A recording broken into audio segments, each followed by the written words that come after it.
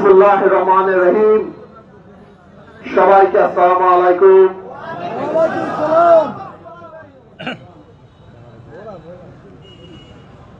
স্বৈরাচারী সরকার পতনে ভোলাবাসীকে অভিনন্দন।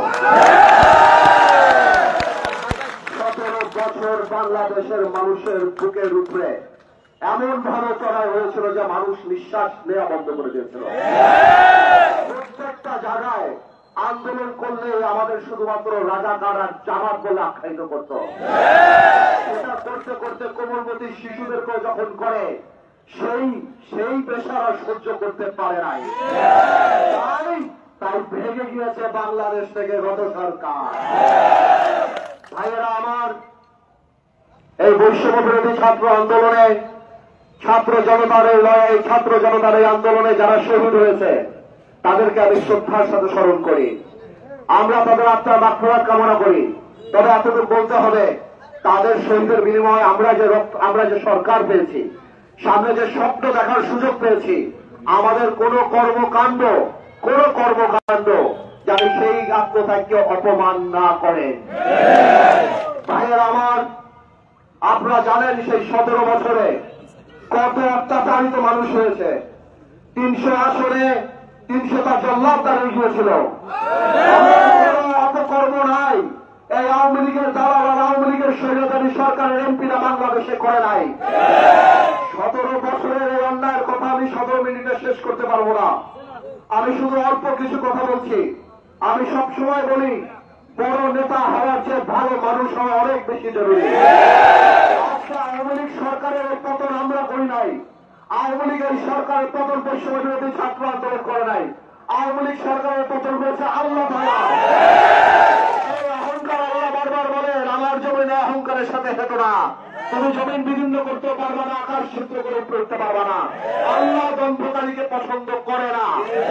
আজকে আল্লাহ এই শিক্ষা দিয়ে দিয়েছে, আমাদেরও শিক্ষা দিতে হবে। কিন্তু ভাইয়েরা আমার, এখন ডক্টর ইউনূস সরকার এসেছে, আমরা এই সরকারের পাশে আছি। আমরা বারবার বলেছি, রাষ্ট্র মেরামতের জন্য যত সময় দরকার আপনি নিন, আমরা আপনার পাশে থাকবো। এই একই সময় আমাদের মাথায় রাখতে হবে, আমরা জানি যে আল্লাহদের রূপান্তরিত না হই। আজকে হিন্দু সম্প্রদায় থেকে আরম্ভ করে কোন দুর্বল মানুষের প্রতি জানি ভাই আমরা অত্যাচার না করি। এই অত্যাচার করলে আল্লাহর আরশ কেঁপে উঠবে। এই বিচার কিন্তু আমাদেরও হবে বাংলার মাটিতে, আমি বলে দিলাম। আমি সবাইকে অনুরোধ করব, অত্যাচারের কোন জায়গা ভোলাতে ঠাঁই হবে না।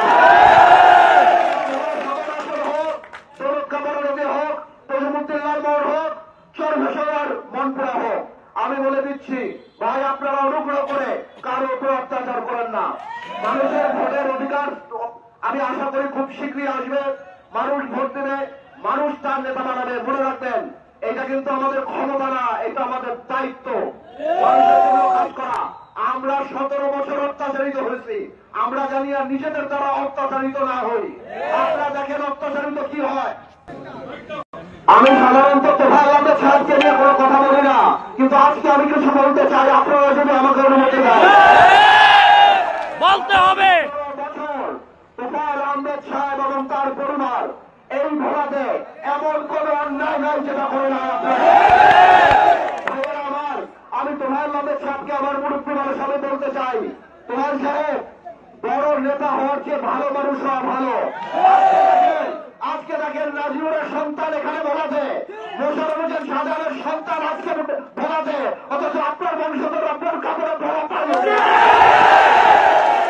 আল্লাহর বিচার, আল্লাহ আপনাকে জীবিত রেখেছে। আপনি যে অন্যায়গুলি করেছেন, চুরু সাইফুল্লাহ মোতার মাস্টার বাবুল থেকে আরম্ভ করে এত হত্যার পরে ভোলাতে উঠতে দেবো না।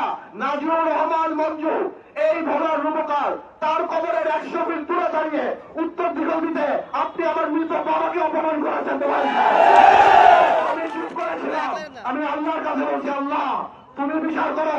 এই বাড়ি, যে বাড়িতে আজকে আপনারা আছেন, এই বাড়ি আগুন দিয়ে দিয়েছে। আপনাদের এত বড় পতন হওয়ার পরেও আপনার বাড়িতে কেউ ফুলের টোক্কাও মারো নাই।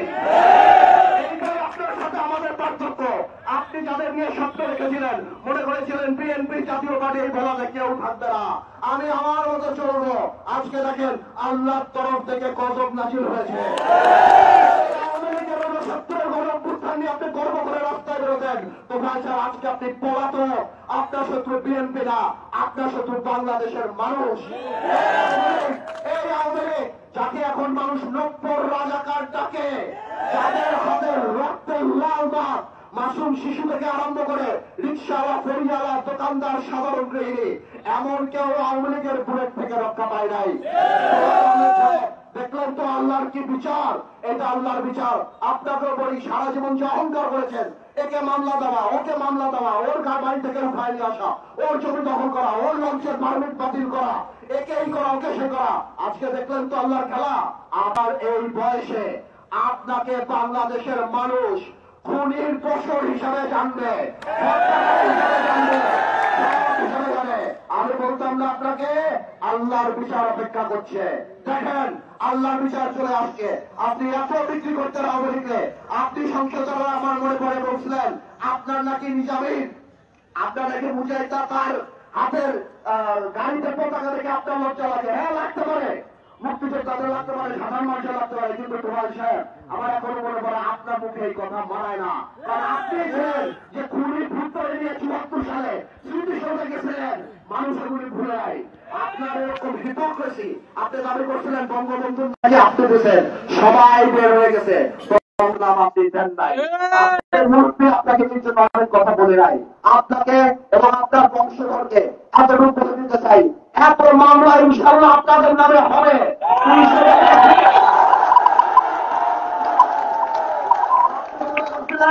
টাকা দিয়ে সব ম্যানেজ করবেন। আমি কয়েকদিন আগে সেটিংটা বলছিলাম না, আল্লাহ টাকা খায় না, আপনার বিচার আল্লাহ করবে, আপনার বংশধরদের বিচার আল্লাহ করবে। আপনি যে চোর বংশধর রেখে গেছেন তাদের বিচারে বোকার মতো হবে। এমন উদাহরণ সৃষ্টি করবো ইনশাআল্লাহ ভোলাতে, আগামীতে কেউ আর মানুষের ক্ষতি করার, তালিকা রিভিউজ করার, কারো মহিষ হয়ে যাওয়ার, কারো এই চিন্তা কেউ আগামীতে করবে না। ভাইয়েরা আমার, এই বৃষ্টিতে আপনারা সবাই আমার জন্য অপেক্ষা করছেন, আপনারা দোয়া করবেন। আমরা জানিয়ে আওয়ামী লীগের এই পতন থেকে শিক্ষা পাই, আমরা জানি বুঝি এই ক্ষমতা আমাদের কাছে আমারও, আমরা জানি অহংকারী না হয়ে উঠি, আমরা জানি দুর্নীতিবাজ না হয়ে উঠি।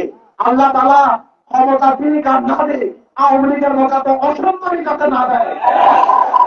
আপনারা সবাই ভালো থাকেন, ইনশাআল্লাহ সংগঠিত হন। যখন সঠিক সময় আসবে তখন নির্বাচনের ডাক আমরা দিব, তখন আমরা বলে দিব। আপাতত এই তোফাজ্জল আহমেদ বলেন আওয়ামী লীগ সরকারের এই অত্যাচার নিয়ে আমরা এখান থেকে শিক্ষা গ্রহণ করে। দেখেন আরেকটা কথা বলি, আমি আসার আগে দেশনেত্রী খালেদা জিয়ার ওখানে দেখা করতে গেছিলাম, আমার এত কষ্ট হয়ে গেছে। আজকে ওনার মতো মানুষ ছিল, ওনার মতো মানুষ বিদেশে চিকিৎসা করতে দিতে যায় নাই। আমি একদিন বলছিলাম যে প্লেনে উঠতে পারবে না, তাই হেলিকপ্টার করে যাইতে হয়েছে। তার প্রমাণটি তাদেরও রোমাঞ্চে এত হাজার মামলা দিয়েছে। আমি যখন রিমান্ডে ছিলাম আমি বলছি বাচ্চাদের ছেলেকে বেড়ে নিয়ে আসছো। আমি স্বাধীনতা যুদ্ধ দেখি নাই, আমি পাকিস্তানের অত্যাচার দেখি নাই। রাত হলে আমাদের খুব কাঁপতো, চোখ বেঁধে ভালো ভালো নেতাদেরকে চোখ বেঁধে হাতে হ্যান্ডকাপ পরিয়ে দিয়ে যে মারতো। এই নূরের মতো একটা বাচ্চা ছেলে আপনারা দেখেন নাই, বাচ্চা মারছে। তার করতে গেলে অনেক কথা বলে বলবো, আরেকটু বলবো, আপনারা দোয়া করবেন। আমরা জানি এই বৈষম্যবিরোধী ছাত্র আন্দোলনে যারা মারা গেছে তাদের রক্তের সাথে কোনোভাবে বেইমানি না করি। আরেকটা কথা বলা নিয়ে অল্প কিছু করবো, আমি গ্যাসের চিন্তা করবেন না, ইনশাআল্লাহ আমি এই ব্যাপারটা দেখবো। আপনার চিন্তা করবেন না, কোনো অন্যায় হবে না। এই সরকার শুধুমাত্র রুটিন কাজ করে, এরকম কোনো কাজ করে না। তারপর আমি আমার জায়গা থেকে যারা আছে ভোটার গ্যাস, ভোটার মানুষ আগে পাবে, কোনো ক্ষমতায় চাই নাই। তারপর ইনশাআল্লাহ আপনাদের দোয়াতে গ্রহণযোগ্যতা আমার আছে, আমি সেটা দিয়ে যারা উপদেষ্টা আছে তাদের সাথে কথা বলবো, যথাসম্ভব যা করার ভোলার মানুষের জন্য যা করার তাই করবো। আপনারা আমার জন্য দোয়া করবেন, আমার বাবার জন্য দোয়া করবেন, দোয়া করবেন ইনশাআল্লাহ, দোয়া করবেন ইনশাআল্লাহ আপনাদের মান সম্মান জারি করে রাখতে পারি।